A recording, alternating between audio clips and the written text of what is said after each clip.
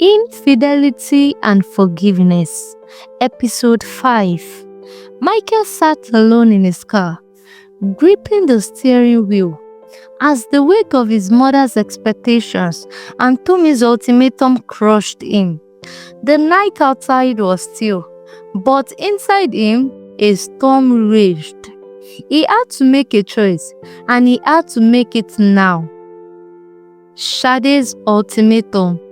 At Mama Adegbite's house, Shade paced anxiously. Auntie Remi sat calmly, watching her with a knowing smile.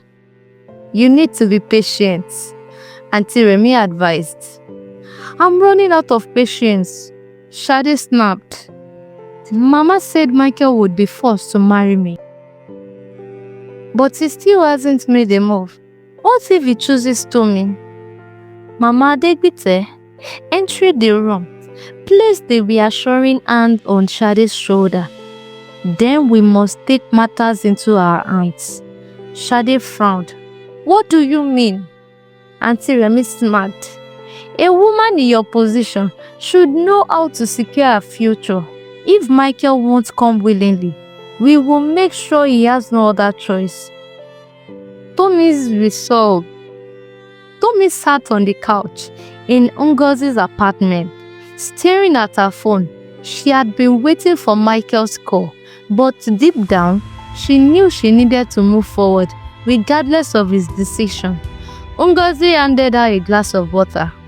"Babe, you need to stop waiting for him. What if he chooses the easy way?" Tomi took a deep breath. "Then it was never mine to begin with." Ngozi sighed. I just don't want you to get hurt." Tomi gave a small smile. "I already was, but now I'm ready to fight for myself." The scheme unfolds. Late that night, Michael received a frantic call from Mama Adegbite. "Michael, you must come home immediately. Shade, she collapsed." Panic surged through him. Without a second thought, he sped home. When he arrived, he found Shade lying on the couch, clutching her belly, tears streaming down her face. I think something is wrong with the baby," she sobbed.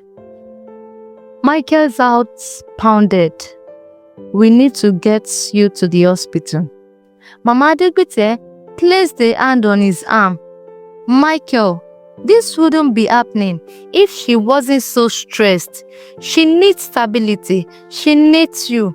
Michael turned to Shade, guilt washing over him. Was this his fault? Had his intention put his unborn child at risk? Shade reached for his hand. "Please, Michael, just marry me. Make this right." Michael's choice. Michael stood in his office the next morning, staring out to the window. His phone buzzed. It was Tomi. He hesitated before answering. "Michael, I need to know." Tomi's voice was steady but firm. "Are you going to fight for us, or are you going to let them win?" Michael closed his eyes. He knew what he had to do. The showdown. That evening, Michael called a family meeting. Mama Adegbite, Auntie Remi, Shade and Tomi all gathered in the living room, the tension thick enough to cut with a knife. "I've made my decision," Michael began. Shade's eyes filled with anticipation. Mama Adegbite sat up straighter, ready to celebrate. Michael turned to Tomi. "I chose my wife. I chose Tomi." Gasps filled the room. Shade's expression twisted with shock and anger. "But the baby." "I will take responsibility for my child," Michael said firmly. "But I will not be manipulated into a marriage I don't want." Mama Adegbite's face darkened. Michael, you are making a mistake. No, Mama, he said. I made a mistake when I let you all push me into this situation. But I won't make another one by losing the woman I love.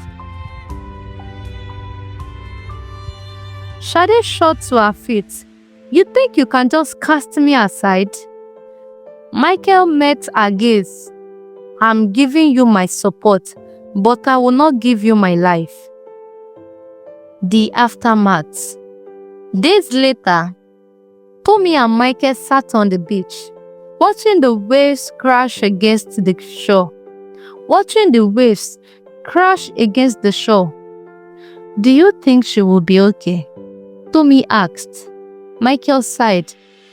Who? Shade will find her way, but we need to find ours. Tomi reached for his hand. Then let's start now. As the sun set, the weight of the past lifted, leaving only the promise of a new beginning.